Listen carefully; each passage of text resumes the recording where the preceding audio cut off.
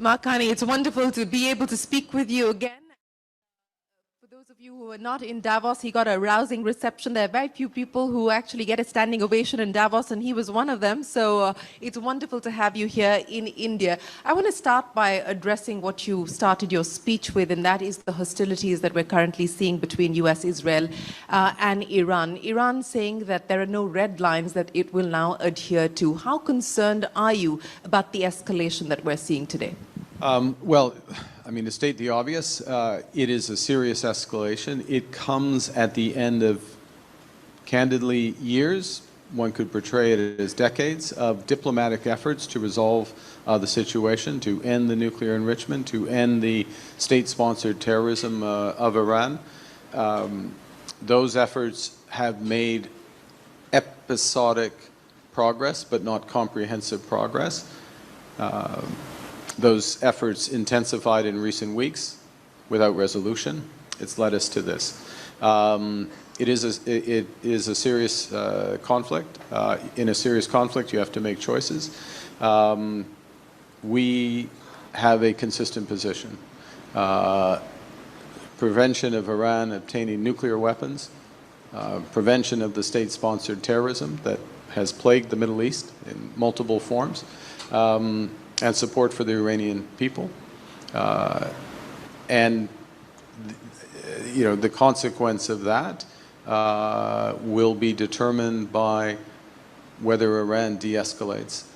We call on all parties to protect civilian lives as best as possible in what is a very serious situation. If Iran chooses not to de-escalate at this point in time and we continue to see a protracted escalation, when you say that you support the US and you support Israel, what could that support entail? Do you see Canada getting involved as well? Well, look, we have not been party to the military buildup to this or the military planning of this, so it is not envisioned that we would be part of it moving forward. But certainly we have both the Minister of Finance, myself with the President, the Minister of Finance with their counterpart, Minister of Foreign Affairs, I should say, and myself with the President. We've had a series of discussions over recent weeks about the possibility of this happening if the diplomatic efforts were not successful. It's been very clear the threat of what has now been realized in terms of military action. It should have been clear to an Iranian regime which has refused to dismantle fully its nuclear program and continues to pose a serious threat to the region. As a former central banker, what could this mean now potentially for the commodities markets, and what sort of a challenge does it pose for central banks as well as for fiscal policy around the world? In the very short term, you get a risk premium. In situations like this, you'll get a risk premium, particularly obviously in energy markets, oil markets. There is military activity around the Straits of Hormuz, which is an obvious choke point. It comes at a time, you know, first and foremost, this is about human lives. It's about establishing stability in the region, the will of the Iranian people being respected. That, first and foremost, that. When you go back to commodity markets and inflation, it comes at a time when commodity price inflation has been lower. Mm-hmm. I mean, oil markets have been soft as a whole, so there'll be some firmness and some spike on that, but I don't view it as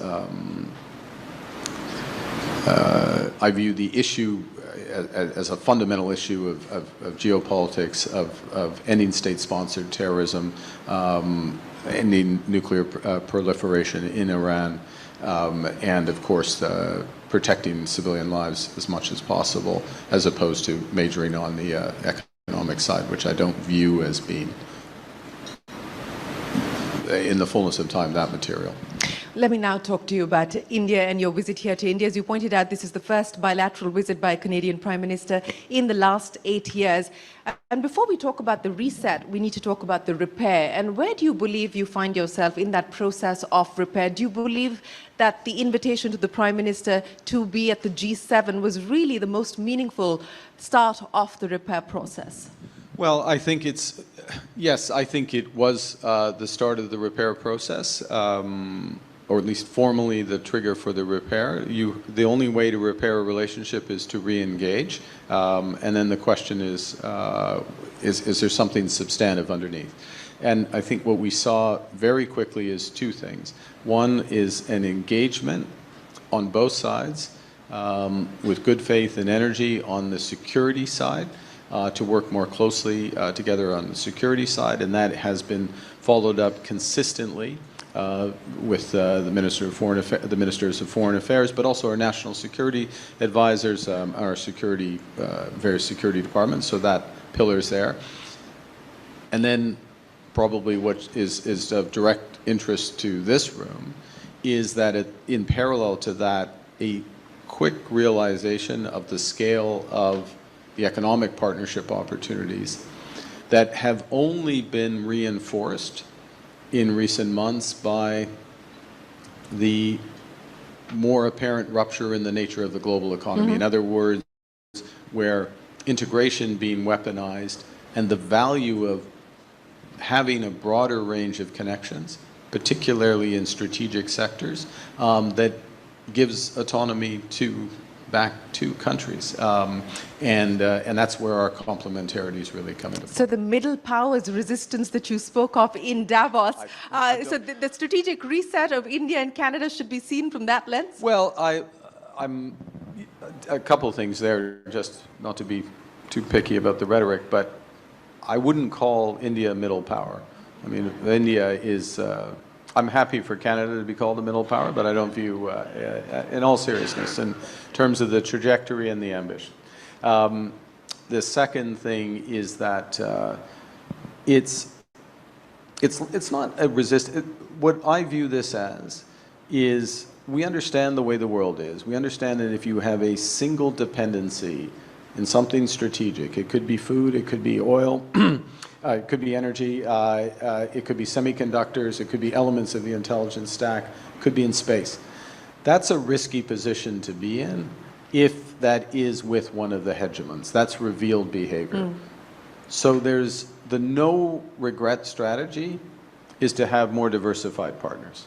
And it's a positive agenda. We're here with a positive agenda. It's not defensive. We have huge opportunities to build all the way across from food, energy, through to AI, up into space, literally up into space. And that will be good for both countries. It actually will, at the same time, make us less exposed to volatility in the world. You know, you're speaking about volatility in the world, and you talked about the new world order. Despite the US Supreme Court ruling, President Trump is now talking about a 15% tariff. 10% is in place at this point in time. An executive order for 15 hasn't come.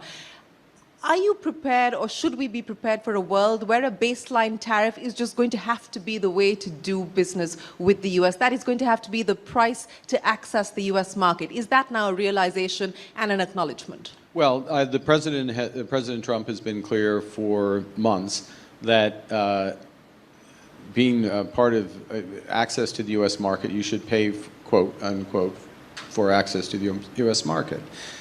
Sometimes that's in tariffs, sometimes that's in changing regulation, sometimes that's in investment commitments into the United States. We've seen all of those. Work today is broken. Every day, people juggle so many different tools. Just the ability of the U.S. administration to do that over the longer term will be more likely determined by more conventional methods in trade agreements or not, than what are temporary measures. Even so-called 232 measures are temporary in the sense that they're addressing a specific perceived dislocation.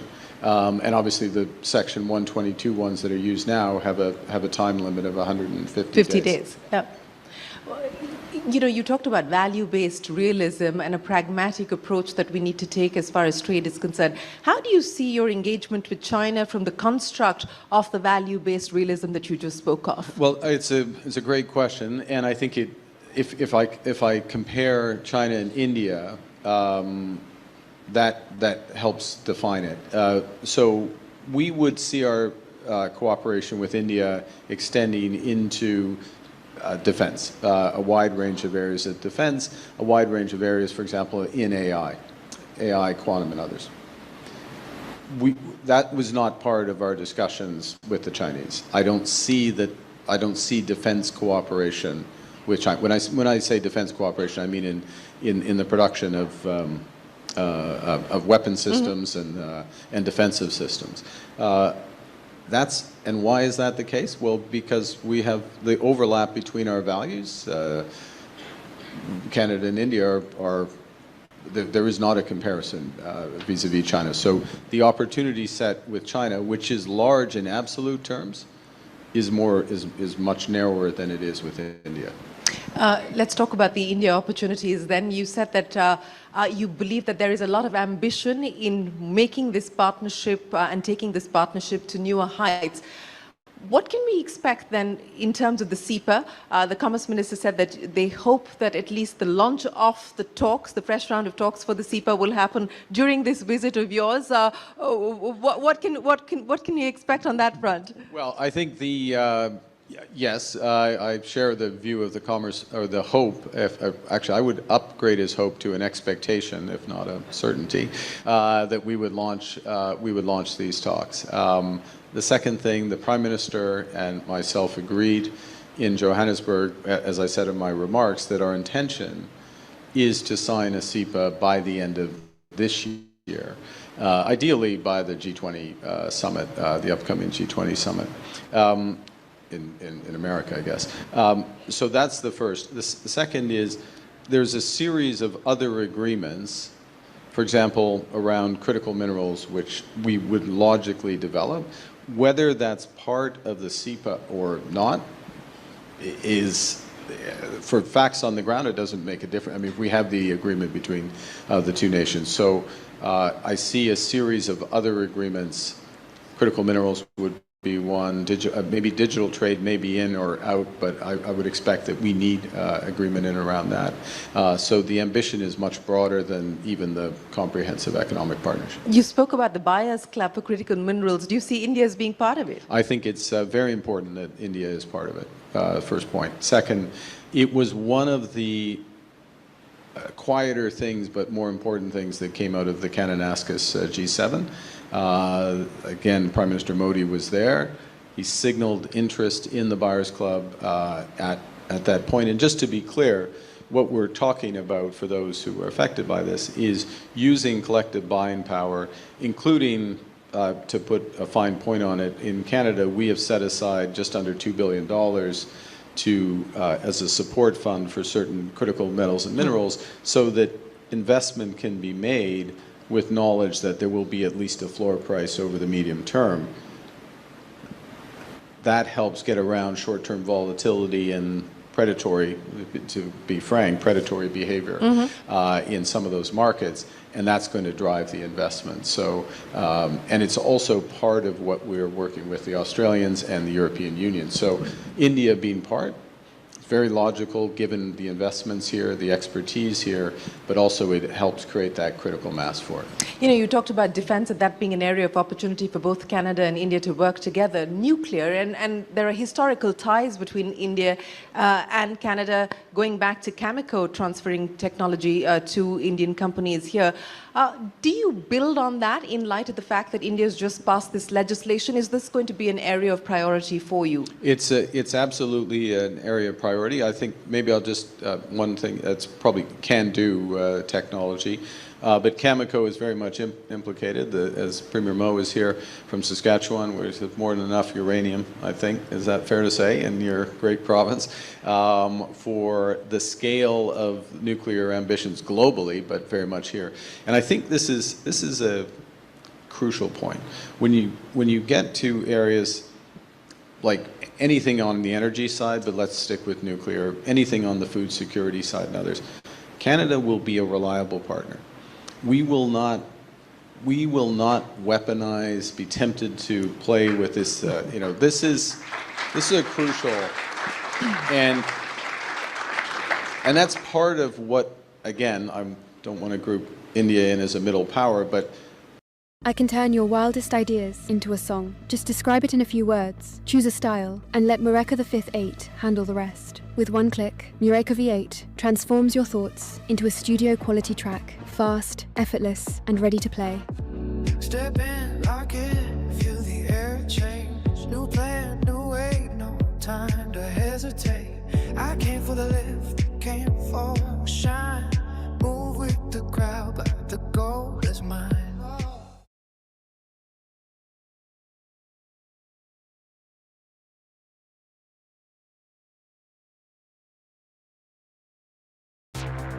Eve to me is basically freedom. It's a giant open universe where you can do whatever you want. That is a huge opportunity there. We expect that there will be additional oil capacity, oil export capacity that could be complementary here. I would just stress alongside that that unlike the U.S., at least for the moment, we will be a major buyer of clean technology. I'll give one example of 60 gigawatts clean technology, and including storage required offshore, in Atlantic Canada. So it's a two-way partnership.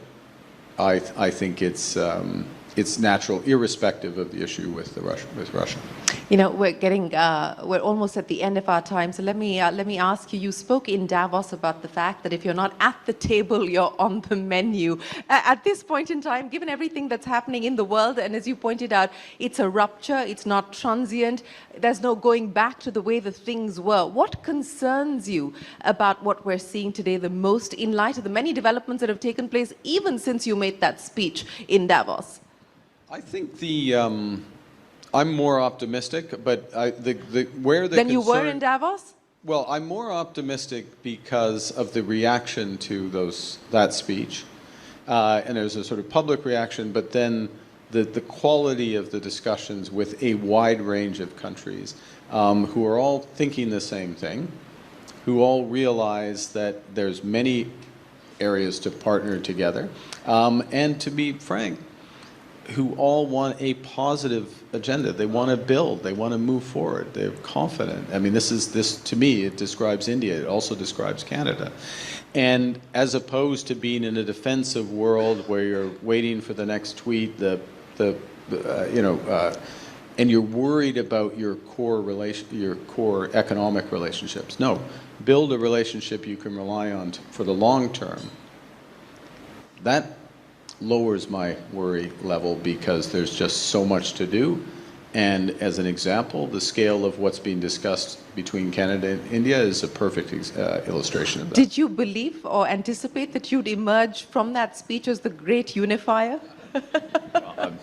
Boy, we're in trouble if I'm the great unifier. But I think the main thing I took from that speech, I hate to say, the analogy was right. The analogy of taking the sign out of the window, the analogy is there because in a totalitarian regime, everyone is thinking the same thing, but you don't necessarily know that everyone's thinking the same thing. The reaction to that speech was everyone's thinking the same thing and wants to get on. So you've got a room full of Indian business leaders here. What is the message that you leave this room with?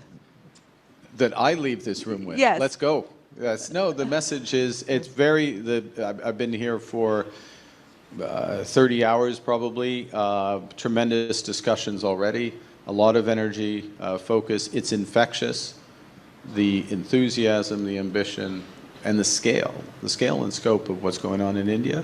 I think it's very positive for Canada, and the partnerships are going to flow. Mark Carney, many, many thanks. Ladies and gentlemen, a big round of applause for Mark Carney, the Prime Minister of Canada.